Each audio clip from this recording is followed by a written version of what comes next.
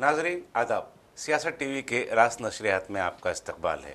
आलमी, कौमी, इलाकाई ताज़ा खबरों और नए मौज़ूआत के साथ मैं सैयद इस्माइल ज़बीउल्लाह और मेरे हमरा सीनियर सहाफ़ी सज्जादुल हसनैन आपकी खिदमत में दोबारा हाजिर है। नाजरीन, एक बात बता दें कि किसी भी मुसलमान के लिए, किसी भी उम्मत के लिए शान रिसालत में गुस्ताखी कभी बर्दाश्त नहीं होती। वो अपनी जान दे देंगे मगर नामूस रिसालत के तहफ़्फ़ुज़ के लिए वो मुसलसिल जिद्दोजहद करते रहेंगे और नामूस रिसालत के ख़िलाफ़ जो भी रिमार्क्स आते हैं, गुस्ताखी होती है, उसके ख़िलाफ़ सड़कों पर उतर कर जमहूरी अंदाज में एहतजाज मुसलमान हिंदुस्तान का करता रहेगा। ऐसा ही एक वाक़या देहरादून में पेश आया जहाँ पर शान रिसालत में गुस्ताखी पर मुश्तमिल एक पोस्ट सोशल मीडिया पर किया गया था, जिसके बाद जिसकी इत्तला मुसलमानों को मिली और देखा, और देहरादून में मुसलमानों ने सड़कों पर उतरकर इस गुस्ताखाना पोस्ट के ख़िलाफ़ जो है एहतजाज किया। इसी से हम आज की शुरुआत करते हैं। जी सर। जैसा देखिए, ऐसा मालूम होता है कि कानपुर में एक बैनर लगा था ये मिलादुन्नबी के मौके पे, जश्न मिलादुन्नबी के मौके पे। तो उस बैनर के जो है बुनियाद पादाश में लगाने की पादाश में पुलिस ने कुछ नौजवानों के ख़िलाफ़ जो है एफ़आईआर करवाया गया था। एफ़आईआर कुछ नौजवानों को हिरासत में लिया गया था। तो वहाँ से यकीनन जैसा कि आपने कहा कि हुजूर की शान में गुस्ताखी ना तो बर्दाश्त होती है, और वो जो हरकत की गई थी कानपुर में, यूपी का जो है शहर है कानपुर, यूपी में बीजेपी की हुकूमत है, ये वजाहत करना ज़रूरी होता है जब इस तरह की हालात हमको जो है आते हैं हमारे सामने। हम मुसलसिल ये बोल रहे हैं कि जहाँ पर बीजेपी बरसरे इख्तिदार है वहाँ पर आइन के मुताबिक नहीं बल्कि मनुस्मृति के मुताबिक हुकूमतें चल रही हैं। देखिए, मनुस्मृति आप जो भी कह लीजिए, लेकिन उनको लगता है कि उनके लिए जो है ये मुसलमानों के ख़िलाफ़ नफ़रत पैदा करके ही वो दोबारा इख्तिदार में आ सकते हैं। उनका ये एहसास है। आम इंतखाबात में सूरतें यहाँ पर हैं सज्जाद साहब। एक तो वो उनका जो एक मकसद है, मेन एजेंडा जो है, इस मुल्क के हिंदू और मुसलमानों के दरमियान में तफरीक पैदा करना, और तफरीक पैदा करने के लिए उन्हें यकीन है कि अगर मुसलमान जो है अगर उसको अपनी उसकी जायदाद को नुकसान पहुंचाए या उसके बच्चों को ले जाकर अगर इनकाउंटर कर दे या फिर इसी तरीके से जिस तरीके से योगी हुकूमत करती है, मध्य प्रदेश हुकूमत करती है कि बुलडोजर लगा दे, बुलडोजर चला दे, तो जिस तरीके से ये मतलब ये मुसलमान उस मुश्तइल नहीं होगा, मुसलमान भड़केगा नहीं।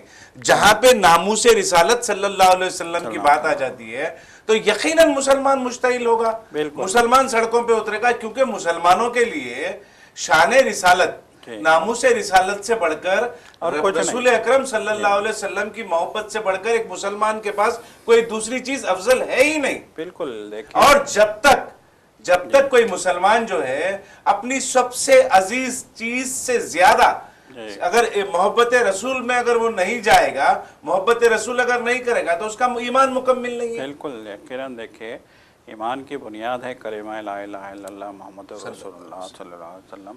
तो बहरहाल जो है उनको ये मुसलमानों की इस हसासियत का उनको मतलब है कि उनको लगने लगा है कि ये जो हसासियत है इसको आप जो है मतलब है कि इसको नोक करोगे, इसको जो है छेड़ेंगे, बिल्कुल इसको पिंच मुश्तइल किया जा सकता है आसानी के साथ। जी, मुश्तइल किया जा सकता है। यही हुआ। कानपुर में एक बैनर लगा था, देखिए, आई लव मोहम्मद का बैनर लगाना कोई उसके खिलाफ नहीं है, आइन के खिलाफ नहीं, कोई गैर दस्तूरी या गैर जमहूरी इक़दाम नहीं है, अमल नहीं है। जी बिल्कुल। उसके बावजूद जो है बाज़ाब्ता पुलिस आती है, एफ़आईआर दर्ज करवाया जाता है और नौजवानों को गिरफ़्तार करती है, जिसके बाद पूरे मुल्क में जो है इस मामले को लेकर जो है नाराज़गी का इजहार किया मुसलमानों ने कि ये तो ज़बरदस्ती है, मुंतक़िल अनानी है, आप तो बिल्कुल जो है यहाँ जमहूरी निज़ाम है, यहाँ इस मुल्क का आइन है, यहाँ कानून है, कानून आइन निज़ाम होने के बावजूद आप जो है गैर जमहूरी अमल कर रहे हैं, आप जो है मतलब अनानी कर रहे हैं, आप जो है जुल्म सितम पे उतर आए हैं, आपके हाथ में इक़्तिदार है, आपके हाथ में पुलिस है, आपके हाथ में एडमिनिस्ट्रेशन है, तो आप पूरी जो है उसका नाजायज़ इस्तेमाल मुसलमानों के ख़िलाफ़ कर रहे हैं। तो ये नाराज़गी भड़की, फिर उस नाराज़गी को जिला बख्शी गई या फिर जो है जिला मिली, बरेली के जुमा की नमाज के बाद होने वाले जो है हालात से। फिर उसके बाद हमने देखा, गुज़िश्ता रोज़ एक खबर आई थी कि जो है अहिल्या नगर महाराष्ट्र का, वहाँ भी एक बैनर दीवार पे किसी ने लिख दिया था हेलो मोहम्मद। उस पे जो है दो गिरोह जमा हो जाते हैं, भीड़ जमा हो जाती है, लाठीचार्ज होता है और वहाँ भी जो है एक माहौल बन जाता है। फिर उसके बाद जो है लोगों के बयानात शुरू हो जाते हैं। अब देखिए इसी सिलसिले में बरेली का वाक़या जुमा को हुआ, गुज़िश्ता रोज़ महाराष्ट्र में एक वाक़या होता है, और आज जो है हम देखते हैं कि जो है उत्तराखंड में जो है बिल्कुल पहाड़ी रियासत है, उत्तराखंड में ये होता है, देहरादून में जो है कोई एक शख्स जो इंतहा पसंद नज़रिए से मुतासिर है या हिंदुत्व से मुतासिर है या बीजेपी का कारकुन है या आरएसएस का जो है कारकुन है, जो भी है, वो जो है एक अपना व्हाट्सएप पे जो है एक बयान जारी करता है, इंतहाई इश्तियाल अंगेज़ गुस्ताखी उसने हुज़ूर पाक सल्लल्लाहु अलैहि वसल्लम की शान में उसने गुस्ताखी की, जिसके नतीजे में देहरादून में हालात कशीदा हो गए। यकीनन मुसलमान क्यों बर्दाश्त करेंगे? मुसलमान अपने आप को, अगर कोई मुसलमान को गाली देता है तो वो बर्दाश्त कर लेगा, लेकिन सरवर कायनात के बारे में अगर कोई जो है गलत सलत बोलता है, अवल फ़ैल बोलता है, तो फिर वो कोई भी मुसलमान बर्दाश्त नहीं कर सकता। यही हुआ कि इसके बाद देहरादून में लोग बाहर निकल आए। फिर उसके बाद जो है वहाँ कशीदगी हो गई, वहाँ पे जो है हालात ख़राब हो गए, वहाँ पे जो है एक बड़ा प्रोटेस्ट हुआ, फिर पुलिस जो है पहुँच गई, लाठीचार्ज हुआ, फ्लैग मार्च तक पुलिस को करना पड़ा है। ये सब कुछ जो हो रहा है ये बीजेपी की रियासतों में बहुत ज़्यादा हो रहा है, ये सोचने वाली बात। यकीनन बीजेपी की रियासतों में ये काम ज़्यादा हो रहा है और फिर मुश्तइल करने का मुसलसिल काम किया जा रहा है। यकीनन जैसा कि आपने कहा कि मुसलमानों के लिए नामूस रिसालत से बढ़कर कोई चीज़ नहीं है, और ये अगर कोई गुस्ताखी होती है शान रिसालत सल्लल्लाहु अलैहि वसल्लम में, तो यकीनन मुसलमान सड़कों पे उतरेंगे और एहतिजाज करेंगे। एहतिजाज करना मुसलमानों का जमहूरी हक़ है, क्योंकि किसी के भी अक़ीदे को, किसी के भी ईमान को, किसी के भी नज़रिए को आप उसकी गुस्ताखी नहीं कर सकते। ये आइन इसकी इजाज़त मुसलमानों को दिया है। आइन ने ये तमाम मज़ाहिब के लोगों को ये आज़ादी फराहम की है कि वो मुकम्मल आज़ादी के साथ अपने अक़ीदे पर अमल कर सकते हैं, अपने अक़ीदे का इजहार कर सकते हैं। अगर कोई गैर दस्तूरी और या कोई गैर जमहूरी इक़दाम हो रहा है तो उस पर अगर हुकूमत कार्रवाई करती है तो यकीनन वो हक़ बजानिब होगी। अब आप देखिए यहाँ पर देहरादून में इस तरीके के मामलात पेश आ रहे हैं कि सोशल मीडिया पर इश्तियाल अंगेज़ और तौहीन आमेज़ जो है शान रिसालत में गुस्ताखाना, सल्लल्लाहु अलैहि वसल्लम में गुस्ताखाना सोशल मीडिया पर पोस्ट होता है, उसके खिलाफ मुसलमान भरम होते हैं और सड़कों पर उतरते हैं, एहतिजाज करते हैं। मंगल की रात पुलिस को फ्लैग मार्च करना पड़ा देहरादून के पटेल नगर इलाके में। अब उसके ऐन बरक्स देखें आप, पिछले जुमा के दिन जो है बरेली में एहतिजाज हुआ था आई लव मोहम्मद सल्लल्लाहु अलैहि वसल्लम के हवाले से। कानपुर में जो वाक़या पेश आया था, पोस्टर्स बैनर्स हटाए गए थे, उसी की उसके खिलाफ में मौलाना तौक़ीर रज़ा खान और उनके साथियों ने एक बड़े पैमाने पर एहतिजाज किया और वहां पर पुलिस ने लाठीचार्ज किया और बड़ा हंगामा हुआ। वहां पर बड़े पैमाने पे हंगामा हुआ। अब ये इत्तलात आ रही है बरेली से कि वो एहतिजाज में जो लोग शामिल थे और जिन पर मुकदमा दर्ज हुए हैं उनके मकानात को मुनहदिम करने का काम यूपी पुलिस और यूपी हुकूमत ने शुरू कर दिया। सजा साहब, मैं आपको ये बोल रहा हूं, आपको याद होगा सुप्रीम कोर्ट का एक जजमेंट था, ये मकानात मुनहदिम करने के हवाले से सख्त सरजनिश की थी यूपी हुकूमत की सुप्रीम कोर्ट ने। उसके बावजूद भी क्या ये सुप्रीम कोर्ट की भी कदर नहीं करते? या इनके नजर में सुप्रीम कोर्ट भी इनसे छोटा हो गया है? बिल्कुल यकीनन। देखिए, मतलब सिर्फ सुप्रीम कोर्ट ने कहा था कि हम जंगल राज में नहीं रह रहे हैं, हम ऐसा किसी का घर बगैर जो है वजह के नहीं तोड़ सकते। अगर उसका घर अवैध, जो जिसको बहाना बना के जो है नाजायज़ गैर मजाज का बहाना बना के जो घर तोड़े जाते हैं वहाँ पे, तो सुप्रीम कोर्ट ने कहा था कि अगर किसी का घर नाजायज़ गैर मजाज है, गैर मजाज तौर पे तामीर किया गया है, उसने प्रॉपर परमिशन नहीं ली है बल्दिया से, तो भी किसी को उसका घर तोड़ने का हक़ नहीं पहुँचता। पहले उसको मोहलत दी जाए कि वो अपने घर को जायज़ बना ले। मतलब ये कि वो जाके जो है बल्दिया में जो भी फ़ीस होगी, जो भी जो है वो देराना होगा, जो भी होगा, जो भी वो मराहत कानून से बिल्कुल, फराहम जो किए सिस्टम गए है, एक शहरी को जी उसका बिल्कुल, इस्तिफादा वो उठा ले उस इस्तिफादा वक्त तक। करे और जो है रेगुलर करा ले अपने जो है मकान की तामीर को रेगुलर करा ले, ये बाज़ाब्ता सुप्रीम कोर्ट ने कहा। फिर सुप्रीम कोर्ट ने कहा कि अगर उसके बाद भी अगर आपको जो है किसी वजह से किसी का घर तोड़ने की ज़रूरत पेश आती है तो आपको 15 दिन पहले उसको नोटिस देना होगा और फिर उसके बाद उस नोटिस का जवाब देने के लिए उसको मोहलत देनी होगी, फिर उसके बाद उसको अदालत जाने का भी मौका देना होगा। देखिए इतनी बातें सुप्रीम कोर्ट ने की हैं। मुल्की आइन, मुल्क का जो इंसानी हकूक़ की जो पासदारी है और इस मुल्क के शहरी को जो हकूक़ की फराहमी है, उन सारी चीज़ों को मद्देनज़र रखते हुए सुप्रीम कोर्ट ने ये अहकामात जारी किए और यूपी की हुकूमत की, मध्य प्रदेश की हुकूमत की, बीजेपी हुकूमतों की सख्त सरजनिश की।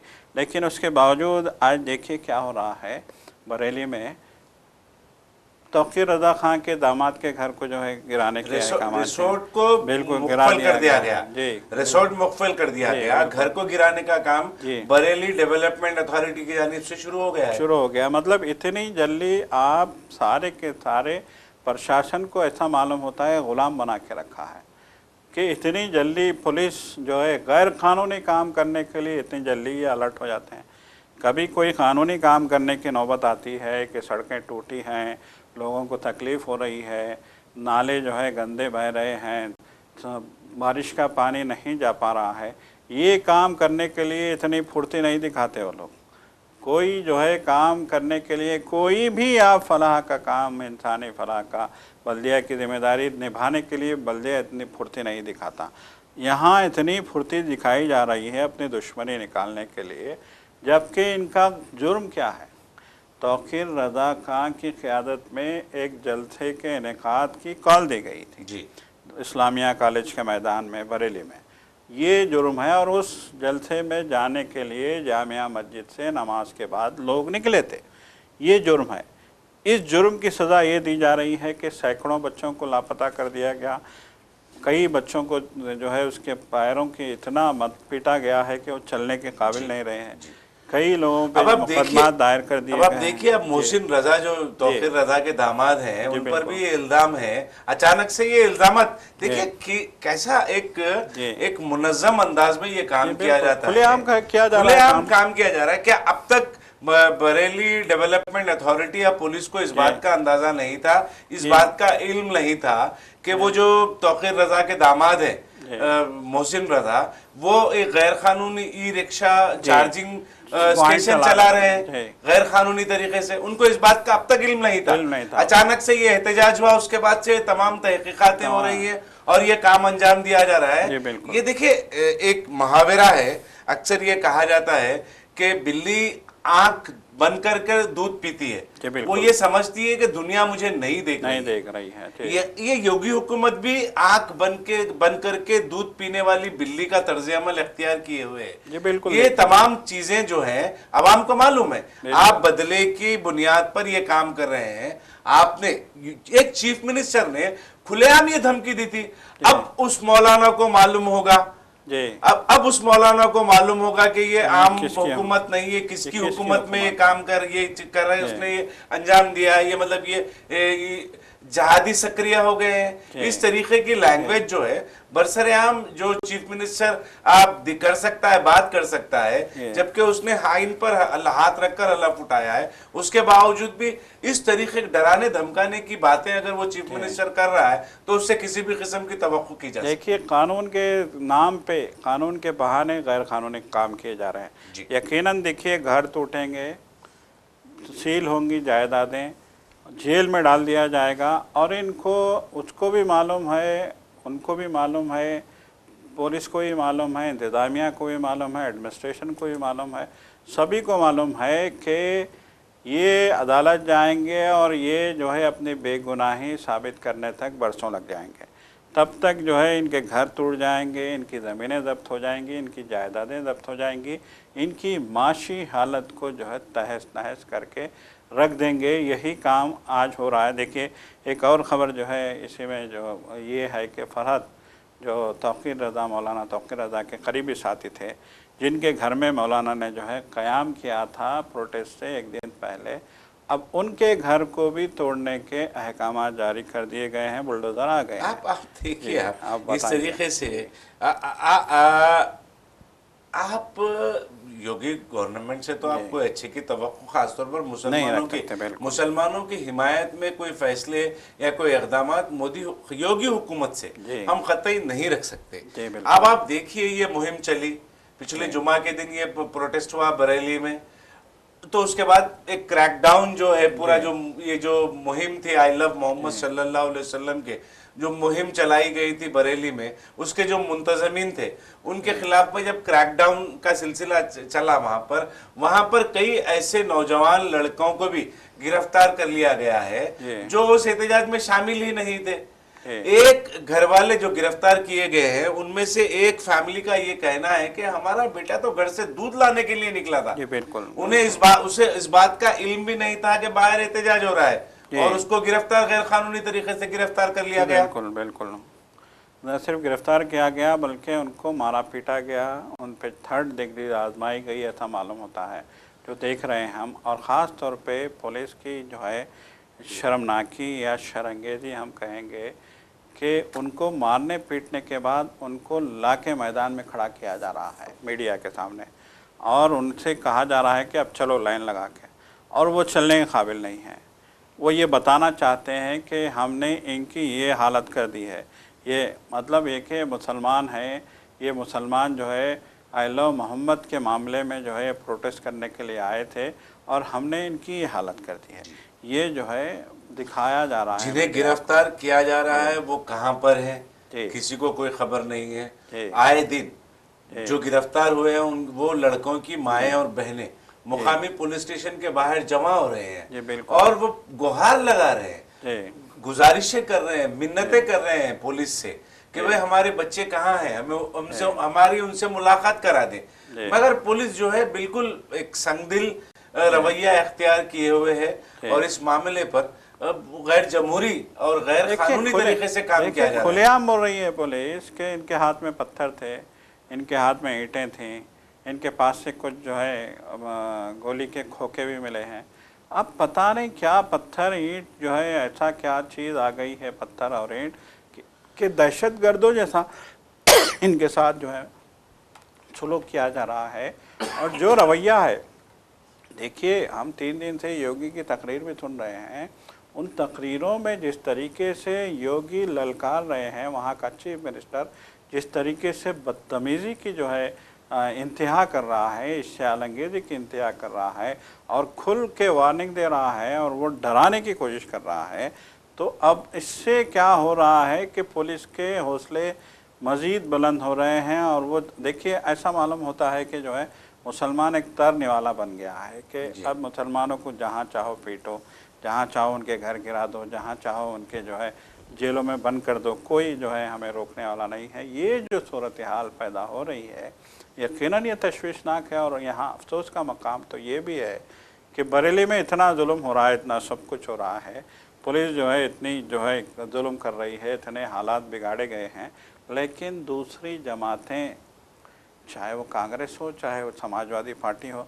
उनके लीडरान को चाहिए था कि वो आके यहाँ पे जमा होते, कहते कि हो क्या रहा है। हाँ, मुसलमानों को वोट बैंक की तरह इस्तेमाल करने वाली जो सियासी जमातें, हाँ वो उत्तर प्रदेश की हो, मध्य प्रदेश की हो या उत्तराखंड की हो या फिर बिहार की हो, मुसलमानों को वोट बैंक की तरह इस्तेमाल करने वाली जो सियासी जमातें हैं, उनकी खामोशी बड़ी मानाखेज है। वो आके यहाँ पुलिस स्टेशन में पूछते कि आखिर ये हो क्या रहा है। बड़े लीडर हैं, समाजवादी के बड़े लीडर हैं वहाँ पे, समाजवादी कम से कम ये हिमायत में तो बयान देते, एक बयान देते कम से कम। यकीनन देखिए जिस तरह के हालात और जिस तरह की खामोशी है, वो भी जो है मुसलमानों के लिए एक सबक जो है साबित हो रही है। हम तो इसे नविश्ता दीवार कहेंगे। यकीनन नविश्ता दीवार इसको कहना अब मैं हक बजानिब समझता हूँ, क्योंकि देखिए एक जमहूरी प्रोसेस में एक उम्मीद होती है, एक आस होती है सियासी सतह पर, अगर वो जिनको मुसलमान आगे बढ़कर और अपने इख्तियार के साथ अपना हक समझकर वोट भी देते हैं और उनसे तवक्को भी रखते हैं, वो सियासी जमातें ऐसे हालात में अगर मुसलमानों से कनारा कशी करेंगे जी। और उनके ऊपर ढाए जाने वाले मजालिम पर अगर खामोशी अख्तियार करेंगे तो जी। यकीनन इसको हम बदबख्ती ही कहेंगे। वो यकीनन। सियासी जमातों की जो मुसलमानों के खिलाफ मुसलमानों को सिर्फ वोट बैंक की तरह इस्तेमाल करते हैं। जी बिल्कुल यकीनन। देखिए यहाँ बहस ये भी जो है आएगी कि वो लोग तो जो मीडिया में बैठे हैं, जो बीजेपी के साथी हैं, वो सारे के सारे इस सारे मामले को जो है एक दहशत गर्दाना मामले के तौर पे पेश करना चाहते हैं। 17 साल का मासूम बच्चा जी। गुलफिशा एक खातून है बरेली की, जी। उनका 17 साल का मासूम बच्चा जी बिल्कुल। जिसको पुलिस ने, हालांकि वो दूध लाने, जिसका मैंने अपनी बात के आगाज में जिक्र किया था, वो दूध लाने उसको बाहर भेजा था और दूसरे चौरस्ते से पड़ोसियों ने उसको बताया गुलफिशा को कि दूसरा ये उसके घर के बाद जो चौरस्ता आता है उससे हटकर जो दूसरा चौरस्ता है, वो चौरस्ते से उस नौजवान 17 साल बच्चे को गिरफ्तार कर लिया गया। जब पता चलता है गुलफिशा को तो वो गुलफिशा जाती है वहां पर पुलिस स्टेशन को, तो पुलिस स्टेशन में जो पुलिस हुक्काम है वो मना कर देते हैं, साफ इनकार कर देते हैं कि हमने गिरफ्तार नहीं किया, जबकि वो लड़का नाबालिग है। ये बिल्कुल बिल्कुल वो नाबालिग है, 17 साल का है और वो उसका कोई गुनाह नहीं है। वो इस भगदड़ के बीच में वो गया था दूध लेने के लिए। और उसको देखिए पुलिस का भी काम हमने देखा है, जहाँ जहाँ भी इस तरह के हालात पैदा होते हैं अंधाधुंध गिरफ्तारियाँ करती है पुलिस। रात चलते लोगों को भी जो है हिरासत में ले लिया जाता है। एक पल को पुलिस वाले नहीं सोचते कि वो भी इंसान हैं, उनकी भी फैमिली है, उनके भी घर हैं। वो अगर इस तरह किसी बेगुनाह को पकड़ेंगे, उसकी ज़िंदगी अजीरन करेंगे, तो कल को उनकी फैमिली, उनकी ज़िंदगी भी अजीरन हो सकती है। देखिए ये माया जाल है, ये दुनिया जो है घूमती है, दुनिया घूम के कहीं ना कहीं आपकी तरफ भी ये दुनिया आएगी। आज अगर आपकी तरफ से जुल्म हो रहा है तो फिर पलट के इस तरह की सूरत हाल आपके पास आ सकती है। और अफसोस का मकाम कि पुलिस एक पल को ये सोचने को तैयार नहीं होती किसी की जो है बेगुनाह को गिरफ्तार करने से। देखिए पुलिस वाले को मालूम है वो किसको गिरफ्तार कर रहा है, पुलिस जवानों को मालूम होता है कि कौन जो है गुनहगार है, कौन बेगुनाह है, कौन मासूम है, कौन जो है मतलब एक मुजरिम है या मुलजिम है। लेकिन जो अंधाधुन वो सड़कों से पकड़ते हैं बच्चों को, तो उनको बहुत अच्छी तरीके से मालूम है कि वो जो है इसके घर को जहन्नुम बनाने जा रहे हैं। मतलब एक बच्चे को आपने पकड़ लिया, पुलिस में दे दिया, फिर उस पर मुकदमा चल गया, वो जेल में पड़ गया, तो उसके घर का क्या हाल होगा। तो क्या उनके घर नहीं है, क्या उनकी फैमिली नहीं है, क्या वो नौकरी नहीं कर रहे हैं, ये सवाल भी यहाँ पे बहुत पैदा होता है। यकीनन ये सवाल पैदा होता है कि क्या उनके अपने कोई लवाहिकीन नहीं है, बिल्कुल। क्या उनके अपने कोई रिश्तेदार नहीं है जो मासूम है, और उन पर इस तरीके के मजालिम अगर ढाए जाएं तो वो उनके साथ क्या होगा, और उनके दिमागी जो हालात हैं, उनकी सेहत को क्या नुकसान होगा, उस बात का बेहतर तरीके से अंदाजा है। सजा साहब, भोपाल के में एक जो है दुर्गा वाहनी तकरीब से खिताब करते हुए आपको याद होगा प्रज्ञा सिंह ठाकुर, जो कभी बीजेपी की एक रुकन असेंबली थी, साहब भोपाल की रुकन पार्लियामेंट थी, वो भोपाल से मुंतखब होकर आई थी। इस मरतबा उन्हें बीजेपी ने टिकट नहीं दिया, तो वो उन्होंने फिर एक मरतबा जहर उगलाया मुसलमानों के ख़िलाफ़ में। भोपाल में एक तकरीब हो रही थी, दुर्गा वाहनी तकरीब हो रही थी, तो उसमें ख़वातीन से, जो हिंदू ख़वातीन हैं, उनसे उन्होंने खिताब करते हुए मुसलमानों से दूर रहने के उन्होंने मशवरा दिया, उन पर जोर दिया और यह कहा कि ख़ास तौर पर बाज़ाब्ता जब वो सिलसिला तकरीर का अगर आप सुनेंगे तो कोई भी अगर सुनेगा तो समझ में आएगा कि ये इनके जो इन्होंने वो मुखातिब कर रही है वो मुसलमान ही है। हम अपने दुश्मनों को दो हिस्सों में काट देंगे, इस तरीके की बात फिर एक मरतबा जहर मुसलमानों के खिलाफ में जो है प्रज्ञा सिंह ठाकुर ने उगला है। बिल्कुल। देखिए हम देखते हैं, हमने देखा है इससे पहले भी जो है प्रज्ञा सिंह ठाकुर को भोपाल से एमपी बनाया गया था इसी बीजेपी ने। तो एमपी बनने के बाद सबसे पहला बयान प्रज्ञा सिंह ठाकुर का ये आया था कि मेरा हीरो नथुराम गौडसे है जी, और उसने जो किया है वो सही है, गलत नहीं है। तो इस पे फौरी तौर पे बीजेपी ने रद्द-ए-अमल ज़ाहिर करते हुए कहा था कि इस बयान का हमसे कोई ताल्लुक़ नहीं है, ये बीजेपी ने कहा था। लेकिन उसके बावजूद वो पार्लियामेंट में आती हैं, 5 साल तक वो मेंबर पार्लियामेंट होती हैं, उनको पूरी मराहत दी जाती हैं, पूरी उनकी सपोर्ट की जाती है, पूरा उनका। तो उन्होंने अपने नज़रियात को खुल के ज़ाहिर किया। मतलब ये कि बीजेपी के नज़रियात क्या हैं, आरएसएस के नज़रियात क्या हैं, आरएसएस का मंशा क्या है, ये सारी चीज़ें प्रज्ञा सिंह ठाकुर ने अपनी इश्तियाल अंगेज़ी के ज़रिए बयान कर दी थी। और आज भी वो जो है जेल से छूटने के बाद जब प्रज्ञा सिंह ठाकुर को जो है इल्ज़ामात से बरी कर दिया जाता है, हालिया दिनों में जो है मालेगांव बम धमाका केस में मुकदमे में जिन तमाम लोगों को बरी किया गया था उसमें प्रज्ञा सिंह ठाकुर भी शामिल थी। अब वो जो है एक दशहरा की तकरीब के दौरान में जो है वो भोपाल में जाती हैं और फिर वही अपनी जो है शुरू कर दी इश्तियाल अंगेज़ी मुसलमानों के ख़िलाफ़। यही देखिए बार बार यही सवाल उठ रहा है कि क्या मुसलमान जो है तरनीवाला बन गया है कि मुसलसल मुसलमानों के ख़िलाफ़ बयान दिए जा रहे हैं, मुसलमानों के घरों पे बुलडोज़र चलाए जा रहे हैं, मुसलमानों को गिरफ़्तार किया जा रहा है, उनके पुरअमन तरीक़े के उनके त्यौहार मनाने के पुरअमन तरीक़ा भी इनकी आँखों में छुप रहा है। तो ये सबसे बड़ा सवाल है कि आखिर ये इक़्तिदार में आके करना क्या चाहते हैं, क्या इस मुल्क को जो है एक इंतशार से दो चार करना चाहते हैं? सबसे बड़ा सवाल यही है। यकीनन ये सबसे बड़ा सवाल है और इसका जवाब जो है हुकूमत को ही देना है, क्योंकि हुकूमत आइनी अक़दार और आइनी उसूलों को पामाल करने वालों को मुसलसिल नज़रअंदाज करती है और जमहूरी दायरे में रहकर एहतजाज करने वालों के ख़िलाफ़ मुक़दमा दर्ज होते हैं, उनके घरों को मुनज़्ज़म किया जाता है, नाबालिग बच्चों को गिरफ़्तार करके नामालूम मुकामात पर पहुँचा दिया जाता है और उनके घर वालों तक इस बात की इत्तला नहीं होती। जैसा कि प्रज्ञा सिंह ठाकुर ने जैसा भोपाल में कहा कि वो बाज़ाब उन्होंने खुलेआम ये कहा मुसलमानों को से कोई हिंदुओं का कोई रिश्ता नहीं है, कोई भाई बहन का रिश्ता नहीं है, वो ख़ुद अपने भाइयों अपने बहनों की अदब एहतराम नहीं करते, तो तुम उनसे क्या तवक्कुर रखते हो? हमारी लड़कियों को मार के उनको गिरफ्तार मतलब पकड़ कर उनके मार कर सड़कों पर फेंक देते हैं, हमारे दिल को दर्द होता है। तो लिहाजा जब मुसलमान तुम्हारे सामने आएंगे, तुम्हारा दुश्मन जब तुम्हारे सामने आएगा तो उसको भी तुम दो टुकड़े कर दो। इस तरीक़े का बयान वो देती है, मगर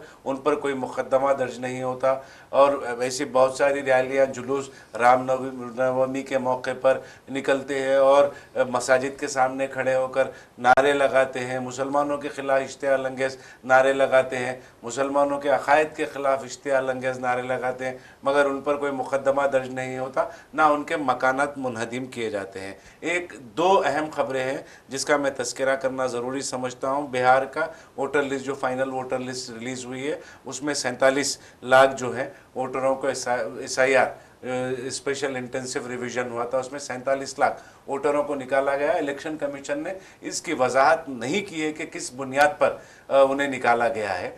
7 करोड़ से ज़ायद कुछ वोटरों का जो लिस्ट है वो जारी हुई है। जो नाम शामिल किए गए हैं किस बुनियाद पे शामिल किए गए हैं उसकी भी वजाहत इलेक्शन कमीशन की जानिब से नहीं आई है। और एक अहम खबर है, चीफ जस्टिस ऑफ इंडिया जो है मिस्टर BR गावी, उनकी वालदा जो है RSS की तकरीब में शिरकत करने के लिए जा रही हैं। अगर क़ानून के रखवालों का जिसके ऊपर मतलब अदालत उज़्मा जो है, अदालत उज़्मा के चीफ जस्टिस हैं और उनकी वालदा अगर RSS तकरीब में जा रही हैं तो ये एक तशवीश का बास है। इससे कबल भी वज़ीर आज़म नरेंद्र मोदी एक चीफ जस्टिस ऑफ इंडिया के घर पर गणेश के मौके पर चले गए थे, तो वो भी बास है तशवीश था और उस पर भी लोगों ने सवाल उठाया। तो नाज़रीन, सियासत TV के दीगर प्रोग्रामों से जुड़े रहें। हमारा ये प्रोग्राम आपको कैसा लगा ज़रूर आप अपनी राय कमेंट बॉक्स में अरसाल करें और सियासत TV की सारी टीम को अब दे इजाज़त। खुदा हाफिज़।